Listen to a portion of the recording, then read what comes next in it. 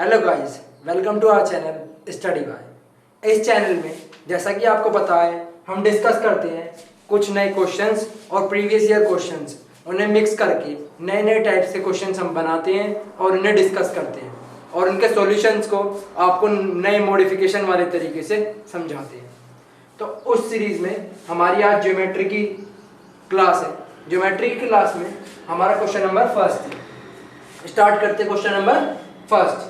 Question number first क्या कह रहा है, पढ़ो ध्यान से। क्या करोगे, ध्यान से पढ़ोगे। If D and E are points on side A B and A C. क्या पढ़ा हुआ आपने, पहली लाइन पढ़ी हुआ आपने। इफ डी और ई पॉइंट्स है किसी लाइन ए बी और ए सी, ठीक है ना, ए बी और ए सी पे, ए बी और ए सी पे।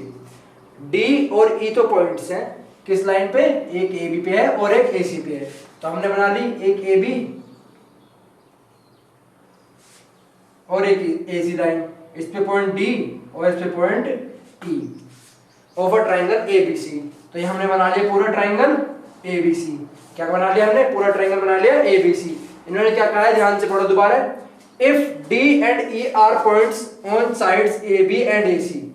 अगर डी और ई पॉइंट है किस साइड पे, ए बी पे और एक साइड ए सी पे, ठीक है ना, of a triangle A B C. क्या ट्रायंगल है, ए बी सी। इस तरीके से है कि जो डी ई है वो पैरेलल है बी सी के। कैसे है, जो डी ई है वो पैरेलल है बी सी के। D E parallel B C के, हो गया D E parallel B C के। And A D equals to X. अब हमें वैल्यूज दे रखी हैं, ये हमें क्या दे रखी है, वैल्यूज। तो अब वैल्यूज पुट कर लो। ए डी की वैल्यू दे रखी है एक्स, फिर क्या वैल्यू दे रखी है D B X minus three. D B क्या दे दी, X minus three. A E क्या दे दी, एक्स प्लस थ्री। और इसी क्या दे दी, x माइनस टू। ये हमें दे दी वैल्यूज। तो हमसे पूछा क्या है, x की वैल्यू हमें फाइंड करनी है। किसकी वैल्यू फाइंड करनी है, हमें x की वैल्यू फाइंड करनी है। अब ध्यान से देखो क्वेश्चन में क्या कहा गया है। क्वेश्चन में हमें दिया गया है एक ट्राइंगल। उस ट्राइंगल में एक ट्राइंगल एबीसी दिया गया है। उस ट्राइंगल में हमसे दो पॉइंट लगवाए गए डी और ई। इन दोनों को जोड़ के एक पैरेलल लाइन बनाई गई बीसी के। क्या बनाई गई, पैरेलल लाइन बनाई गई बीसी की। फिर हमें AD की लेंथ दे दी गई, DB की लेंथ दे दी गई, AE की, फिर EC की। ये हमें लेंथ दे दी गई और हमसे क्या पूछ रहा है, x की वैल्यू पूछ रहा है। x की वैल्यू पूछ रहा है तो मैंने आपको बताया भी होगा, वरना आपको 9th क्लास में याद भी होगा। 9th क्लास में हमें पढ़ाते थे मिड पॉइंट थ्योरम। क्या, मिड पॉइंट थ्योरम।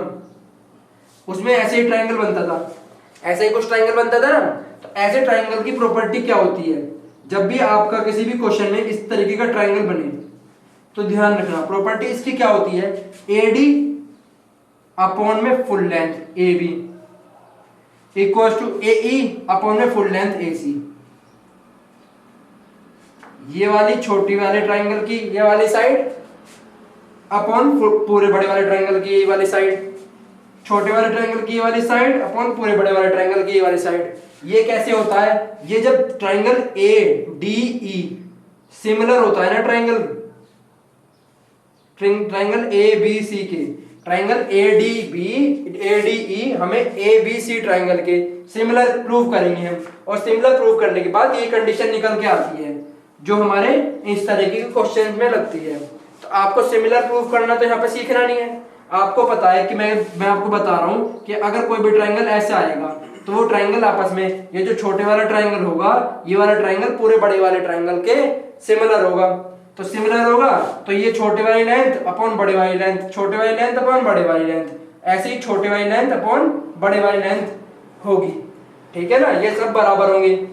तो अब आपको यही लगाना है, जब भी ये वाली फिगर बने तो आपको यही फॉर्मूला लगाना है। तो आप करो x, छोटे वाली लेंथ AD x ही तो है, फिर a भी लगाओगे तो x minus x minus three यानी 2x माइनस थ्री। भाई इन दोनों को प्लस करोगे जब तो a b की लेंथ आएगी, ठीक है। इन दोनों को प्लस कर दिया। अब हमने इक्वल्स टू में क्या लेंगे, x प्लस थ्री AE की लेंथ, ठीक है ना, अपॉन में AC की लेंथ। तो इन दोनों को प्लस करेंगे, तो इन दोनों को प्लस करेंगे तो क्या आएगा, 2x प्लस वन। भाई 2x प्लस वन ही तो आएगा, माइनस 2a प्लस थ्री। ये दोनों बराबर हो गए। अब इन्हें इक्वेट करेंगे, तो इक्वेट करेंगे तो क्या आ गया, 2x square plus x equals to 2x square minus 2x square plus 6x भाई plus 6x minus 3x minus 9, ये तो बनी। इसकी मल्टीप्लाई हमने इससे कर दी, इसकी मल्टीप्लाई हमने इससे कर दी। 2x स्क्वायर से 2x स्क्वायर कट गया नहीं कट गया, और ये 6x इधर चला गया तो ये 5 ये 3x का 3x हो गया, और इधर चला गया तो 2x इक्वल्स टू 9। x की वैल्यू 9/2, तो ये क्या आ गई आपकी x की वैल्यू आ गई। तो ये हमें निकालना था। तो इस क्वेश्चन में हमने क्या करा, हमने इस क्वेश्चन में हमें दिया गया था एक ट्राइंगल, उस ट्राइंगल के अंदर एक छोटा ट्राइंगल दे दिया गया था, और जब भी ऐसी फिगर बनती है तो ये दोनों ट्राइंगल सिमिलर होते हैं, और जब सिमिलर होते हैं तो हमारी कौन सी कंडीशन बनती है, ये वाली। कौन सी वाली, ये वाली। इसमें एक और कंडीशन है D इक्वल्स टू BC, मैंने बोला भी था ना कि ये वाली छोटे वाले ट्राइंगल की साइड अपॉन बड़े वाले ट्राइंगल की साइड। ये जब भी दो ट्राइंगल सिमिलर होते हैं तो उनकी साइड हमेशा इक्वल रेशियो में होती है। कैसे एक रेशियो में होती है, इक्वल रेशियो में होती है।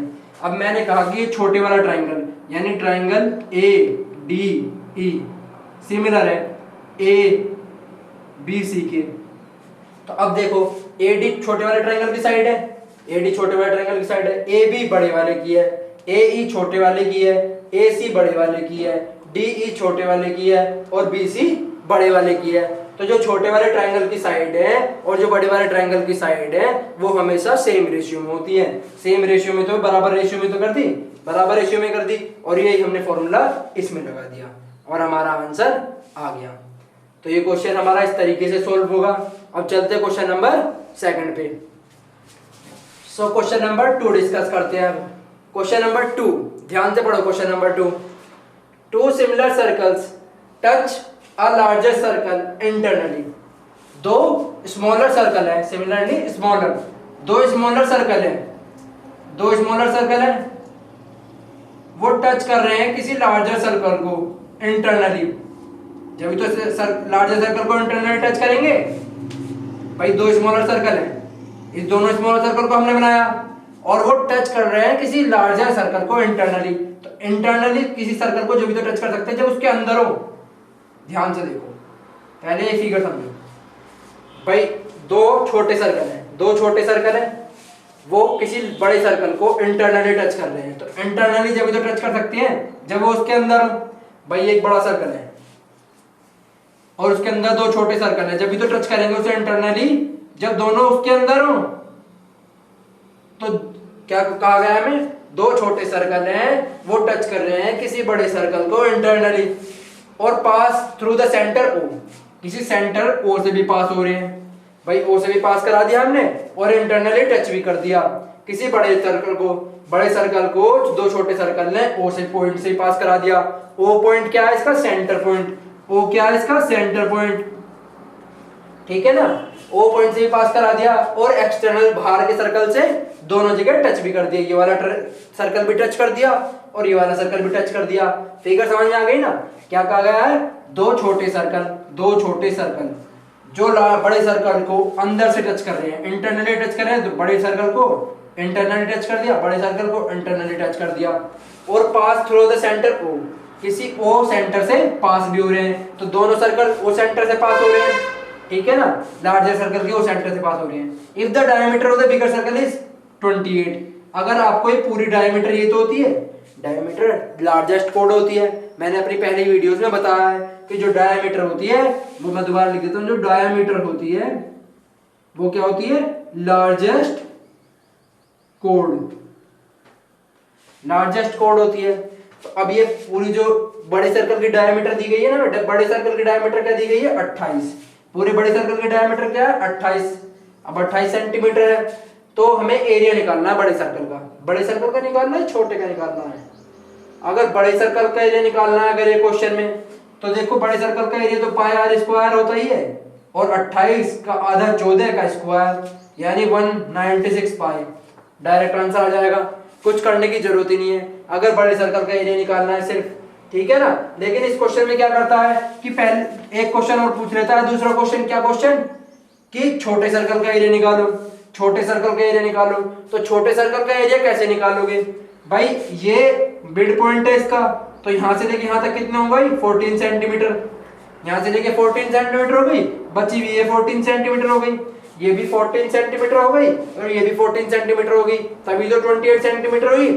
अब ये भी एक सर्कल है, इस सर्कल का कोई मिड पॉइंट यहाँ पे मान लिया हमने, जो मिड पॉइंट इस सर्कल का होगा वो 7 सेंटीमीटर पे तो होगा भाई, रेडियस हर जगह से बराबर होती है। इस 14 का भाई 7 यहाँ पे होगा, जब 7 यहाँ पे होगा तभी तो ये 14 बनेगा, क्योंकि ये पूरा सर्कल है, हर जगह से बराबर टच होती है रेडियस, तो 7 इधर होगा 7 इधर होगा। तो अगर इस वाले सर्कल का एरिया निकालना है तो क्या हो गया, पाई आर स्क्वायर इसका फॉर्मूला लगेगा, पाई आर स्क्वायर 7 7 49 यानी 45 पाई, इसका आंसर आ गया इस वाले सर्कल का 49 पाई, इस वाले सर्कल का आंसर आ गया 49 पाई। भाई ये तो होता है पाई आर स्क्वायर, आर क्या इसके हो गई 7 और पाई हमने लगा दिया पाई आर स्क्वायर, इसका 49 पाई हो गया। अब इसका 49 पाई है तो इसका भी 49 पाई होगा, क्यों, क्योंकि इसका भी सेंटर जो होगा वो 7 7 रेडियस होगी इसकी, क्योंकि डायमीटर इसका क्या है 14, डायमीटर क्या है इसका 14, और ये पूरा बड़ा सर्कल का डायमीटर क्या है वो क्या है 28। तो अब आपका 49 पाई इसका आ गया, 49 पाई इसका आ गया, पूरे टोटल सर्कल का क्या आ गया 196 पाई। बड़े सर्कल का क्या है, मैं लिखता हूं बड़ा सर्कल एरिया, बड़े सर्कल का एरिया 196 पाई, छोटे सर्कल का लिखता हूं छोटा सर्कल एरिया, छोटे सर्कल का एरिया 49 पाई। तो 49 पाई और 49 पाई कितना हो गया 98 हो गया ना, 49 और 49। तो 196 में से जब 49 घटाएंगे 49 इंटू 2 यानी 98 घटाएंगे तो क्या बचेगा आपका 98। तो ये जो बचा हुआ सर्कल है इसका एरिया भी आ गया आपका 98 पाई।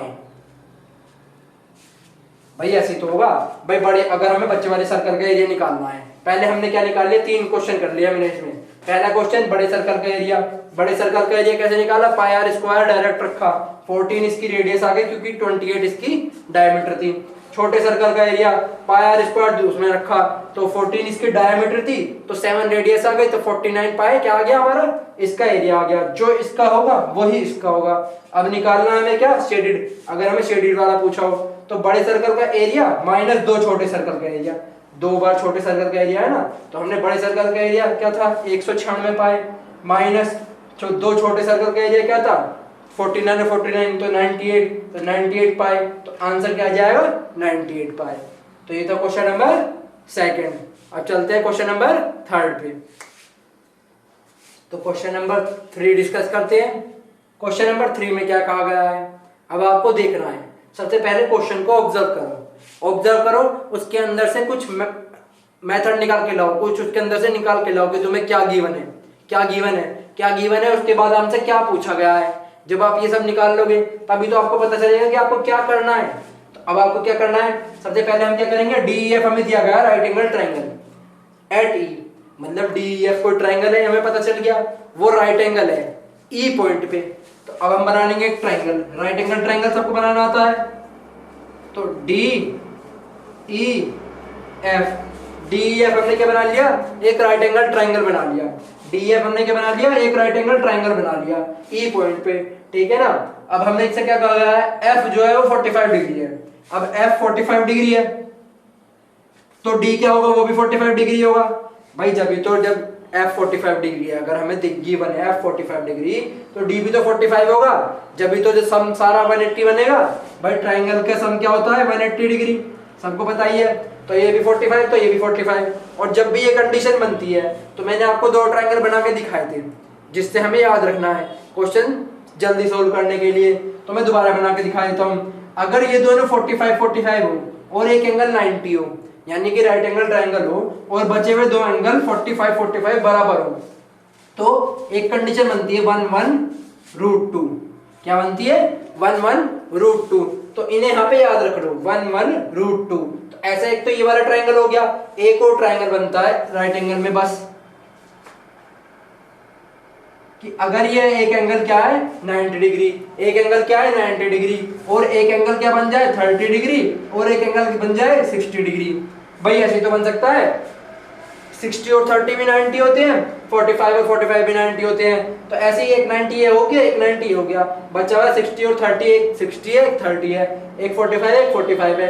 तो जब अगर ये वाला ट्रायंगल बन रहा हो तो हमारी क्या प्रॉपर्टी होती है कि जो 90 के सामने वाला वो होता है 2, 90 के सामने वाला 2, 30 के सामने वाला 1, 60 के सामने वाला √2, ठीक है ना, 60 के सामने वाला √2 नहीं √3, √3, 60 के सामने वाला क्या होता है √3, तो इस 90 के सामने वाला 2, 60 के सामने वाला √3, 30 के सामने वाला 1।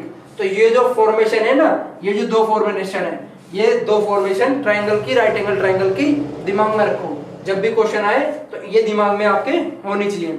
तो हमसे क्या कहा गया है कि F जो है वो 45 डिग्री है, मतलब हमें कौन सा ट्रायंगल यूज करना है, ये वाला, हमें कौन सा ट्रायंगल यूज करना है, ये वाला। Then what is the value of 2 sin f और cot f, 2 sin f और cot f की हमसे वैल्यू पूछी गई है। तो पहली बात तो sin f और cot f है, तो cot f को क्या खोलते हैं, cos f upon sin f, तो sin f तो sin f कट जाएगा, बचेगा क्या 2 cos f, और f की क्या वैल्यू है आपकी 45 डिग्री उन्होंने दी हुई है, तो 2 cos f की 45 डिग्री की क्या हो गई वैल्यू 1/√2, क्योंकि cos 45 और sin 45 दोनों क्या होते हैं, बराबर होते हैं। तो cos f की वैल्यू क्या होती है 1/√2, तो √2 से √2 कट जाएगा, तो √2 आंसर क्या हो गया √2। इस क्वेश्चन में क्या इंपॉर्टेंट था, इस क्वेश्चन में बस ये दो फिगर आपको याद रखनी है, इन दो फिगर को आप याद रखोगे तो अगर सपोज करो आपको कोई वैल्यू ये दे रखी है, ये दे दिया आपको DE की वैल्यू, अगर आपको दे दी 10, DE की वैल्यू सपोज करो दे दी 10, और आपको क्या निकालनी है, EF की वैल्यू निकालनी है। तो आपको पता है जो 10 सेंटीमीटर है वो आपकी 1 यूनिट के बराबर है, तो आपकी EF की वैल्यू भी क्या आएगी 1 यूनिट, तो EF भी हमेशा क्या आएगा 10। आपको निकालना है अगर DF, तो अगर आपको निकालना है DF तो आपकी 1 यूनिट की वैल्यू क्या है 10 यूनिट, तो √2 यूनिट की वैल्यू क्या होगी, √2 यूनिट की वैल्यू क्या होगी 10√2, डायरेक्ट आंसर आ जाएंगे। अगर सपोज करो यहाँ पे भी हमने ले लिया DEF, अगर हमें DE ने DE की छोड़ो EF की ले लेते हैं, EF की वैल्यू हमें दे दी 5, EF की वैल्यू हमें दे दी 5, तो अब आपको क्या चाहिए, यहाँ पे EF की वैल्यू आपके होनी चाहिए √3, लेकिन दे रखे आपको 5, तो आप इससे क्या कर लो, EF की वैल्यू क्या हो जाएगी 5/√3, 1 यूनिट की वैल्यू क्या हो जाएगी 5/√3, 1 यूनिट की वैल्यू यही तो हो जाएगी भाई, हमें 1 यूनिट की वैल्यू अगर निकालनी है तो 5/√3, 1 यूनिट क्या है हमारी DE, तो DE की वैल्यू भी क्या हो गई 5/√3, DE की वैल्यू भी क्या हो गई 5/√3, और DF की वैल्यू क्या हो गई 2 × 5/√3।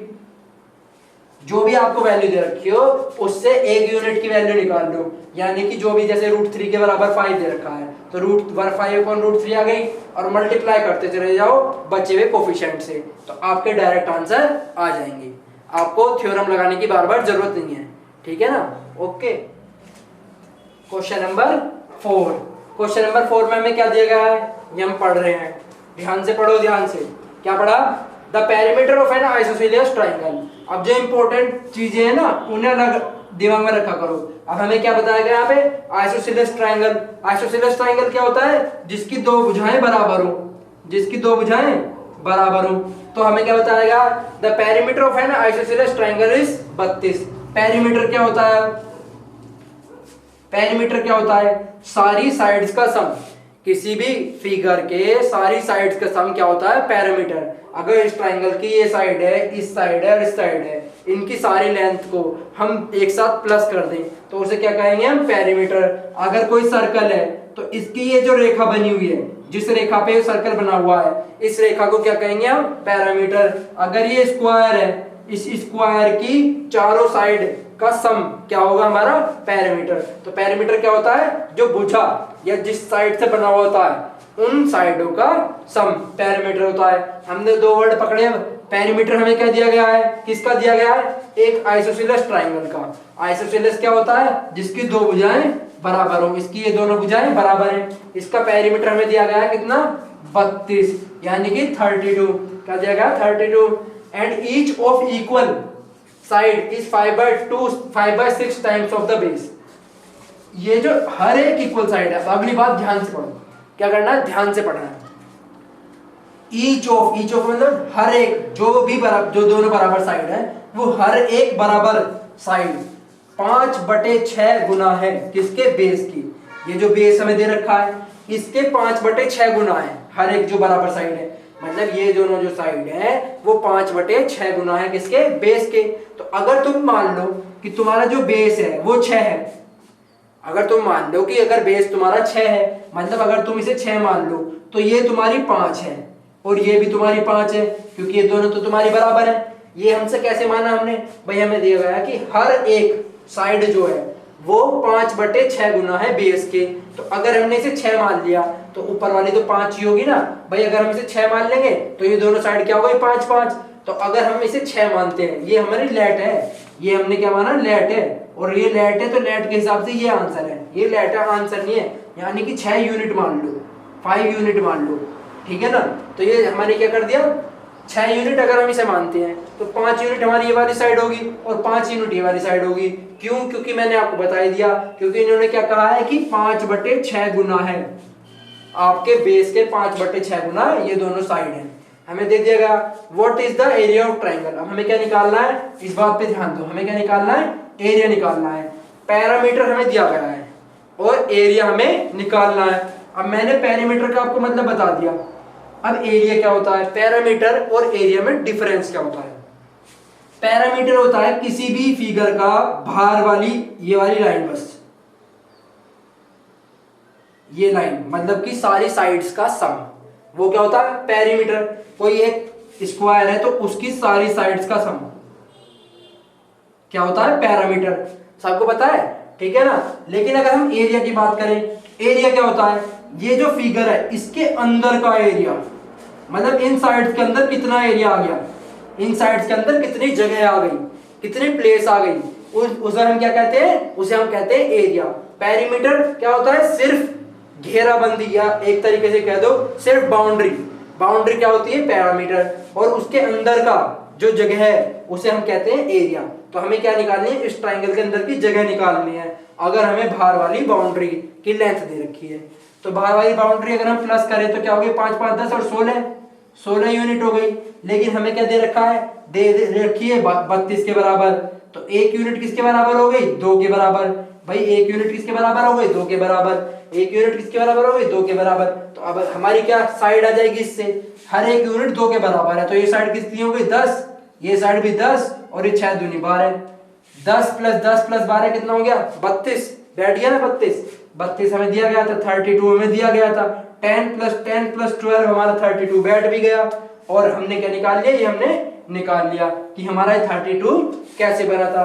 अब हमारे पास तीनों साइड्स हैं, अब हमारे पास तीनों साइड्स हैं। अब हमें क्या निकालना है, इस ट्राइंगल का एरिया निकालना है। क्या निकालना है, इस ट्राइंगल का एरिया निकालना है। तो इस ट्राइंगल का एरिया कैसे निकाल सकते हैं, अब इस ट्राइंगल का एरिया निकालेंगे तो अब जब भी आपके पास तीनों साइड्स हो तो उस ट्राइंगल का एरिया क्या मैंने बताया था आपको, S, रूट के अंदर S, S - A, S - B, S - C। Heron's formula बताया था ना, हीरोन्स फॉर्मूला, ठीक है ना। और S क्या होता है, सेमी पैरामीटर। सेमी पैरामीटर लिख देता हूं, सेमी पैरामीटर क्या होता है, S। सेमी पैरामीटर मतलब, सेमी मतलब क्या होता है, आधा, पैरामीटर का आधा। पैरामीटर में 32 दिया गया तो S क्या होगा, 32/2 16। भाई ये तो होगा S, ये तो होगा S, 32/2 क्या होगा 16, ये तो हमारा S हो गया। अब आपको क्या निकालना है, पुट करनी है इसमें वैल्यू। तो 16 यहाँ आ गया, 16 में से 10 घटेगा तो क्या बचेगा, मल्टीप्लाई बाय 6, मल्टीप्लाई बाय 6। भाई 2 बार 10 10 घटाया, 16 में से 10 घटा, फिर 16 में से 10 घटा, भाई 16 में से 10 घटा, फिर 16 में से 10 घटा और मल्टीप्लाई बाय, अब की बार 16 में से क्या घटेगा 12, तो क्या बचेगा 4। ये तो बचा, ये आपका किसके बराबर है, एरिया के बराबर है। ये एरिया का हमने आपको फॉर्मूला पहले ही बताया है। जब भी ट्राइंगल के हमारे पास तीनों साइड्स हो तो हमें क्या लगाना होता है, हीरोन्स फॉर्मूला।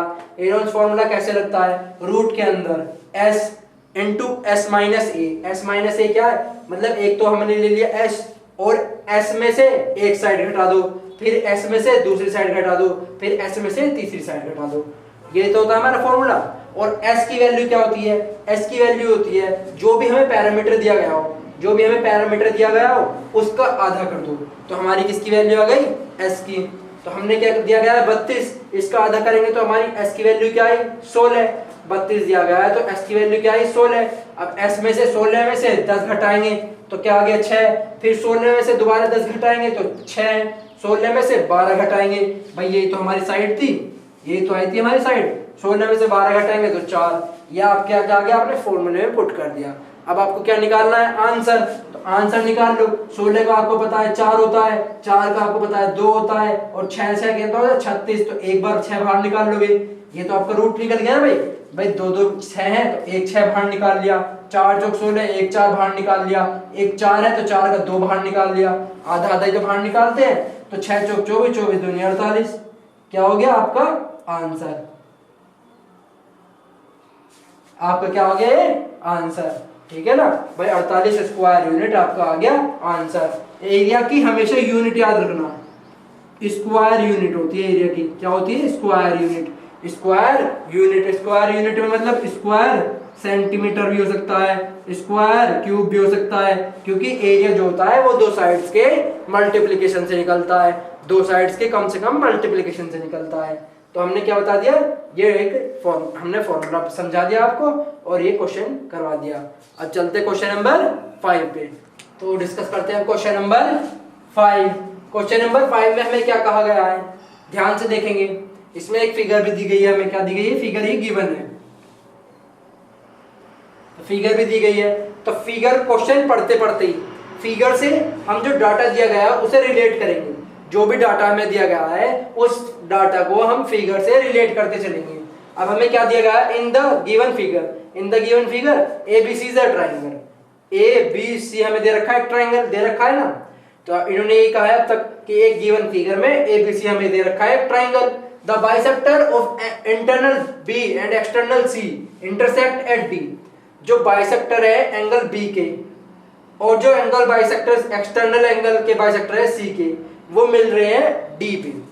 भाई एक एंगल है B, ये एक एंगल है C, भाई ये C है ये B है, जो इंटरनल B है तो इसका बाइसेक्टर ये, और जो एक्सटर्नल C है, भाई C तो ये वाला है ना इंटरनल C, और एक्सटर्नल C ये क्या हो गया ये, तो इस ये वाला 2x, इसके बाइसेक्टर ये, मतलब ये वाला जो बाइसेक्टर है CD और ये जो BD बाइसेक्टर है, ये दोनों बाइसेक्टर इस पॉइंट D पे जाके मिलते हैं, किस पॉइंट D पे जाके मिलते हैं। बाइसेक्टर का मैंने आपको मतलब बताया हुआ है, जो दो बराबर भागों में बांटता है उस चीजों को, जो भी लाइन दो बराबर भागों में बांटती हो, तो ऊपर वाला एंगल जो है वो नीचे वाले के बराबर है, और जो ऊपर वाला इसमें भी है वो भी नीचे वाले एंगल के बराबर है। यही तो इसमें दिखाया गया है कि ऊपर वाला भी y डिग्री है और नीचे वाला भी y डिग्री है, ऊपर वाला भी x डिग्री है, नीचे वाला भी x डिग्री है। और हमें दी गई है क्या, if BDC is 48 degree, BDC क्या है 48 डिग्री, क्या BDC क्या हमें दी है 48 degree, then what is the value of angle A। अब हमसे क्या पूछी गई है, एंगल A की वैल्यू पूछी गई है, एंगल A की वैल्यू पूछी गई है। अगर ये क्वेश्चन आपको पेपर में करना है तो इसका क्या होता है, डायरेक्ट मेथड होता है। क्या डायरेक्ट मेथड होता है कि जब भी आपकी इस तरह की फिगर बनती है, जब भी आपकी इस तरीके की फिगर बनती है और ये अभी आपका एंगल बाइसेक्टर लाइन होती है और ये भी आपकी एंगल बाइसेक्टर लाइन होती है, मतलब इस वाले एंगल का जो बराबर भागों में बांट रही है वो ये लाइन होती है, और इस वाले बाहर वाले एंगल को बराबर भागों में बांटने वाली लाइन ये वाली होती है, बराबर दो भागों में बांटने वाली लाइन, 2 इक्वल पार्ट्स में बांटने वाली लाइन, 2 इक्वल पार्ट्स में इंटरनल एंगल को बांटे और एक्सटर्नल एंगल को बांटे, और बाद में जाके किसी एक पॉइंट पे मिल जाए, और ये वाला एंगल आपको दिया हुआ हो, कोई भी एंगल, जैसे यहाँ 48 डिग्री दे रखा है, तो इसका आपसे ये वाला एंगल पूछा गया हो, पिछले वाले ट्रायंगल का ऊपर वाला एंगल पूछा गया हो, तो वो हमेशा डबल होगा इसकी, यानी कि 96 डिग्री आंसर हुआ।